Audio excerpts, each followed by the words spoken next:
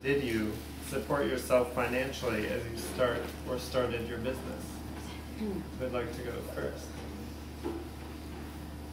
I'll go first. So when I first started my business, combination of things. I have a wife, that helped. We still had our health benefits, but our income got cut, in half, so it was difficult. I collected unemployment for a while. Sometimes people just don't know that they can do that. That helped. And really, I think what got me to where I was my willingness to take on contracting jobs, which was not the path I thought I was going to take at all. So I used my skills, and I went back to the people that I enjoyed working with, and I sent email, and I got a couple opportunities, and I just strung together small contracting jobs. And with the focus being, I wouldn't take something that was going to be 40 hours a week. I wanted something ideally to be about 20 hours a week, so I'd have the rest of my time to do other things. So I was talking to Eric about how I'm a big believer in it's not black and white. You don't have to have no income. You can still do something for income and then start your business.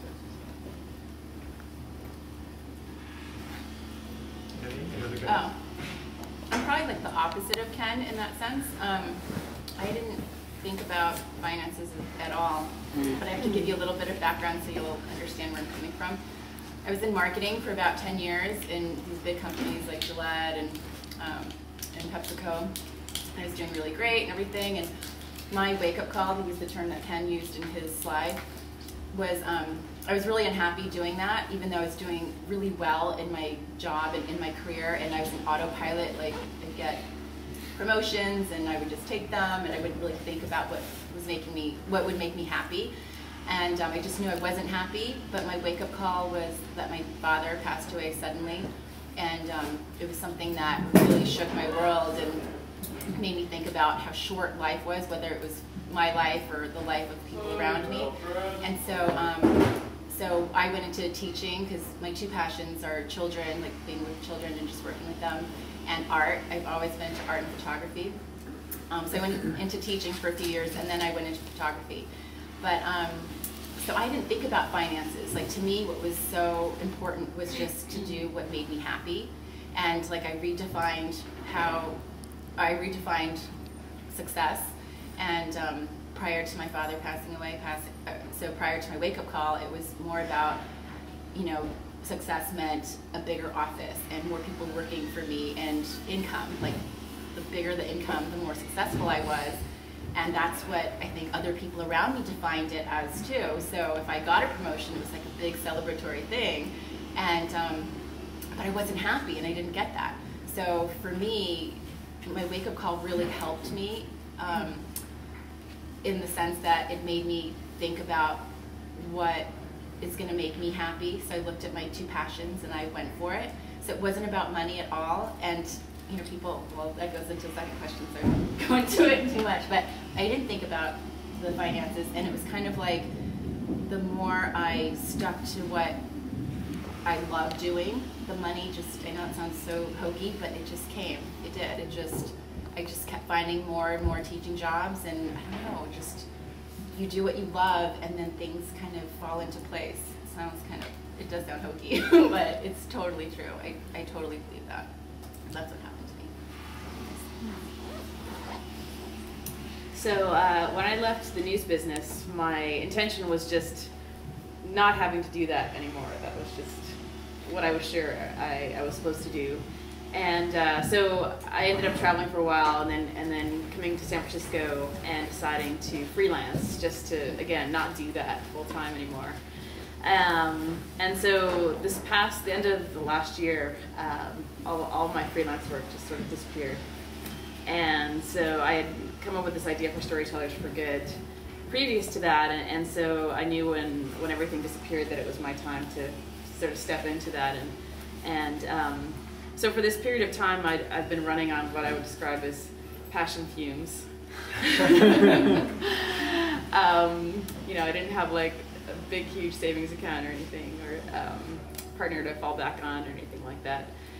So yeah, but again, similar to Annie's story, things have just sort of aligned, and I've been working on this project full-time for the last 6 months or so, and starting this summer I'm going to be part-time teaching at the Academy of Art University, broadcast reporting and writing, just to have some consistency, which I think helps in starting this business, to have not a lot of stress around finances and to be free to be creative and do the types of stories that I want to do. And because Storytellers for Good is actually a nonprofit, so I've been able to, in the context of launching it, also fundraise.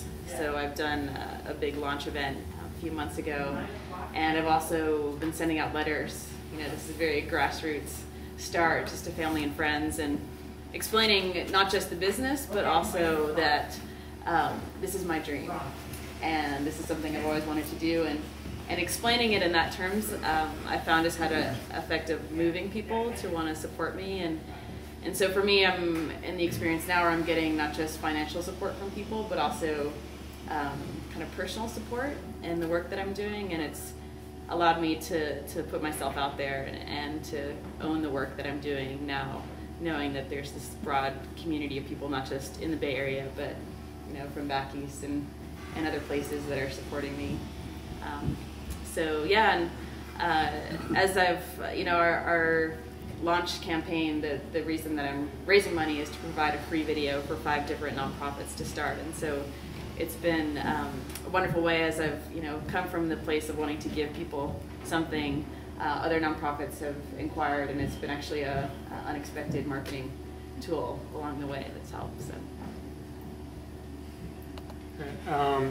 Well, let's see. The first thing I did was start saving money. So when I was at Yahoo, worked there for about 5 years. I started, as I was saying before, I started getting this sensation of like, I don't think I'm going to be doing this forever, and I don't even know what I'm going to be doing.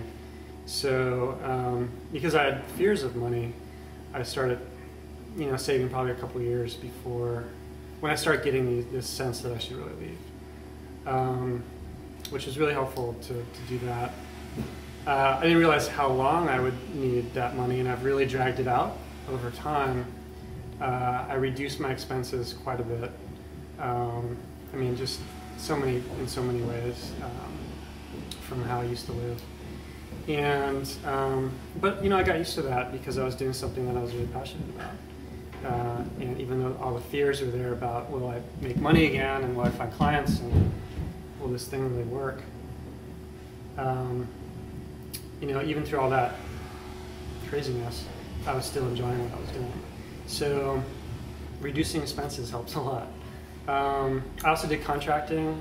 Sometimes Kenny helps me out a little bit, gives me jobs here and there. I work with him. And I have a tendency to go in fits and spurts. I think that's the phrase, that expression. And I'm just one of those people, as you probably saw, just dives in. And so it's really hard for me to do 2 things at the same time. I tend to, if I get really passionate about something, I just dive in. So I've had to, there are times when I decided, I'm going to take this 3 months and really just work on my own business and what's my own value proposition and what am I offering. But I had to set a time limit. Even though it's fearful, like I'm taking 3 months and what's going to happen after that, and will I get some contracting jobs after that. But it's just one of those feelings that I basically had. I had to do it. So yeah, at this point, in just diversifying like what I offer, pretty much just finding whatever. I've noticed that when I have a focus, when I know what I'm doing, then it's a lot easier for me to do other work that maybe I'm not as passionate about, because I'm moving in a direction that I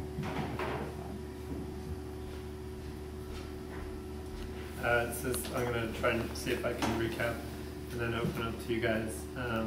So I was hearing from Ken was talking about contracting, and if you can get a job and then be let go, that's really helpful, right?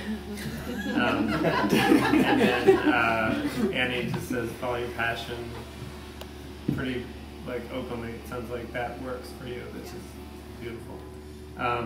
Kara, you're going to be working part-time, you said? Mm-hmm. And then fundraising, because you have a nonprofit.